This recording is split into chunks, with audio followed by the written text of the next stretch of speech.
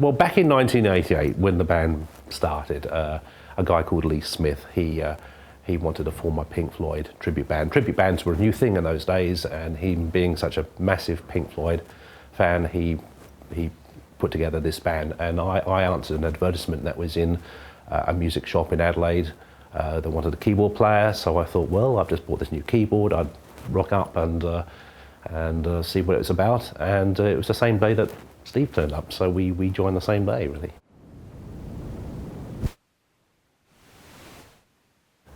It was a 5-piece originally. It was just, I think, just to play the music of Pink Floyd, just to get it right, make it sound like the album. You know, we're all Pink Floyd fans, and it was just something seemed to be an exciting thing to do. And what sort of venues are you playing at this stage? Well, there were kind of like pubs and sort of club type things. They were not particularly big venues at the time. Just to put it in context for people who, as I say, might not have heard of the show, tell me about the size of venues you play these days. Well, I mean, today we're playing in an arena. We're playing to about over 5,000 people tonight. So this is a fairly common sort of venue that we play in these days. We do quite a lot of arenas. So it's gone a long way from playing in a little pub. I think our first gig was a little step in a pub, you know, with the 5 of us, and now we're playing in places like this. Yes. How does that feel then? It's great. I'm constantly amazed to see how it's grown over the years. I remember when we started out, we were lugging our own equipment and driving and you know, playing to pub audiences, and now I watch all our equipment get set up for us, and we you know, we have catering and we play to all these people, and it's amazing to see how it's grown from such a small act to what it is today. And to borrow from the talent shows, you know, people do covers and they make it their own. Is that what Aussie Floyd's about? We do try to be very authentic to the original albums, mainly overall, but we do sometimes draw from bootlegs and live versions that have been released, and some that are obviously unofficial on the bootleg ones. We kind of pick the eyes out of what we kind of, because we're fans first, so therefore, well, we sit down and we're like, oh, we want to do a version of Careful with the Axe, Eugene. So we listen to all the different bootlegs and go, oh, that bit was brilliant, and that was great. Let's kind of morph it all together and make what we would see as for us, as listeners, would be like the perfect version of it. You know, and obviously one's judgment has to come into that, and we've also learned that there's been that many Pink Floyd tribute bands over the years that have tried to reinforce things musically, or to jazz it up, as to speak, and to their own taste, and that they come and go. And I think you just really need to focus on the Bible of Pink Floyd. They've got the blueprint. It was perfection when they recorded it, and that's what we aim to celebrate and to try and pay tribute to. To what lengths do you go to recreate those sounds? Because I mean, you've got, you know, there are out there, I know, you know, guitar modelling tools and all sorts. So how do you go about it though? I basically use, I spent many years trying all different effect pedals to try and replicate the original stomp box effect that David Gilmour was using. And I was fortunate enough to spend a couple of days with Pete Cornish down in Surrey, and at his factory, his warehouse down there. And he actually had David Gilmour's equipment there, was building a board for him for a particular project he was doing. So he was explaining about the equipment and got some pedals out that David Gilmour would use. And I just actually played through it, and I thought, you know what, it just does what it says on the tin. So wherever possible, I'll try and use the exact same piece of equipment as David Gilmour. But unfortunately, they're so old now, they've probably broken down and been repaired and worked on and changed, and they all drift away from what they originally sounded like. So it's very hard to find one. You can go through 10 stomp boxes that is actually going to sound like the original one. So it's cut a long, boring story short. Basically, where I can, I try to use the original equipment, and if not, you look at the best modern alternative.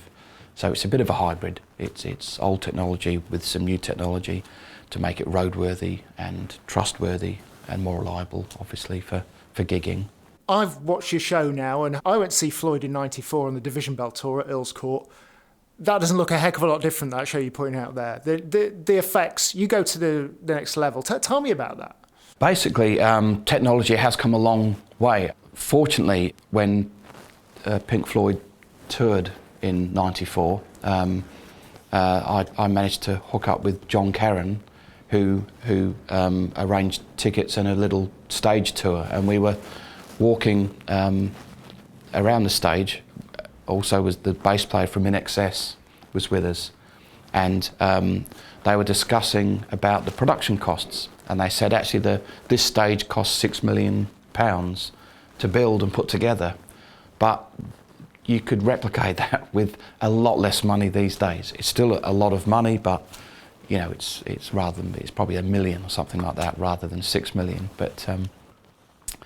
But no, the technology's come a long way, and so it's with anything, it's easier, I think, to replicate it, but it's still an awful lot of production, an awful lot of man hours. We have a very talented and large crew, an army of people that work to put that together, and they're all passionate Pink Floyd fans, so they put their heart and soul into it.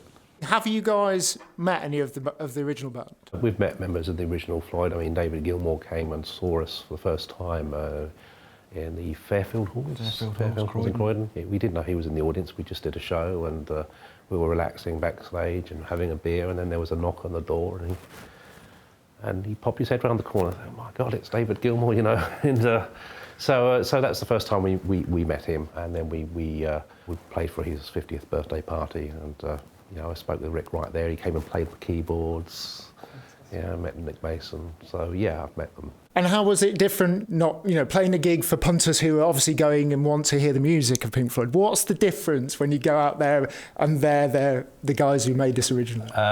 Terror. Yeah. You have to stock up on the Imodium, I think. I remember being very nervous. But, you know, as the gig progressed, it was like, I saw Rick Wright came to the front of the stage and he's dancing there to the same music, and it's it was a really good night. And at the end of the night, they came up on stage and played instruments, and so it turned out to be a great memory. Yes. Did you manage to have a jam then? Well, we did play Comfortably Numb, and I remember Rick Wright playing my Hammond. He says, you know, you play that keyboard and I'll play the Hammond, and we played Comfortably Numb, and he was there doing all this wild stuff on the Hammond, and you know, it was it was great. There was a point where Rick Wright came to the front of the stage and he said, "Do you chaps happen to know a song called Comfortably Numb?" We were like, "Of course we do." He said, "We'd better get the birthday boy up to play the solo in it." So they kind of dragged David Gilmour up, and he came up on the stage. He came up to get my guitar. I kind of got on my knees and handed it up as if I was handing a sword to King Arthur. He was all very embarrassed by that and took the guitar off me, and then he looked down at my pedal board and he leant over and he said, "So, how do you fly this thing?" Which I thought was a pretty cool thing to say. He then went on to play a blistering few songs and then handed the guitar back. And I said to him, "Do you want us to do anything else?" And he said, "Yeah, keep playing." He said, "Just play whatever you want, you guys do it properly." And I thought that was a really nice, that's the typical of David Gilmour, very humble and very polite and nice. So anyway, but obviously, so he's played my Blue Strat, which is my main guitar, which I still use to this day. After that evening finished, I kept the guitar strings and the plectrum, and I've got them at home, packed away in a safe. I've even got a bottle of Budweiser that he drank out of as well. And I've recorded with it and used it for Bottleneck Slide. So there you go. If anyone's out there now and they're thinking, okay, I don't know, I'm going to set up my own tribute band, what advice would you guys give them if they want, you know, to make it, or to make it pay anyway? Don't do it. Get a job in a bank and you'll be... as far as paying goes, a very wise man once told me, he was a guitar technician for Brian May, I believe, and he was a guy called Phil Boot, and he said, "Steve," he said, he's been in the industry for more years than he'd like to remember, and he just said, "If you focus on the music, the money might come, but if you focus on the money, the music will go." What's the typical kind of tour schedule look like for you guys? Do you do 3 nights on, 3 nights off? Yeah. Generally, we do like about 3 nights on, and then we might have a day off. We'll have a day off in a hotel, and then we may do 3 or 4 gigs in a row, and then we'll go on the bus after the gig, and we'll travel to the next show, and that's the general schedule. I mean, the days on the road can be quite humdrum, really. I mean, you wake up, you come into the venue, you have your breakfast, and then you hang around in your room all day, and then the highlight of the night is, of course, the show. And you do your show, and then you finish up, and then you go off to the next gig. It's it has a certain routine. We live in this sort of like, I guess, a kind of tour bubble where you're just concentrating on doing the tour and doing the shows, and then the tour comes to an end, and then you go home and you become a normal person again. And no one recognises you. And how long does it take to depressurise then? It does take a time. I mean, once I get off tour, I do tend to, that's it, I close the door, don't speak with anyone for about a week or something, because we're living out of each other's hip pockets, and it can be quite intense in that way. And then you get home and you want to do your home things, and until you get bored, and then you want to go on the road again. So.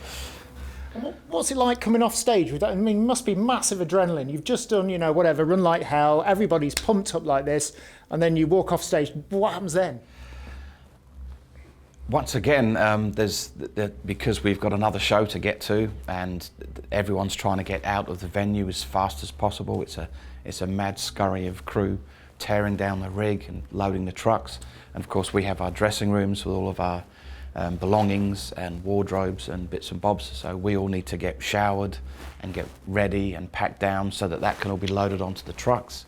So it's, people think you're going to be having this fantastic after show party, but it's not. It's like any job really, where you have to do things by a certain time. So so obviously if you've had a really good gig, you're always buzzing about it. And we often get on the tour bus after we've sort of had a shower after an hour or something and packed down all of our stuff. And then we might have a snack and a couple of drinks and just have a chat. But we generally talk about things that aren't really about the show, because it's so intense, you're so focused when you're through the afternoon and the day of sound check and then the show. And you tend to have a bit of a respite from it, where you can just, as Jason says, you like to feel normal again. It's that person up on the stage isn't really the real person. It's you're performing a role in a show. When you come off, you're you again, and I think that keeps everyone grounded and sane. And you try not to let anything go to your head, because that's the end of it, really, I think. Well, guys, I could talk to you for the rest of the day, but you've got a gig to play, so thank you very much for your time. Thank you very much. Thank you. Pleasure to meet you. Cheers.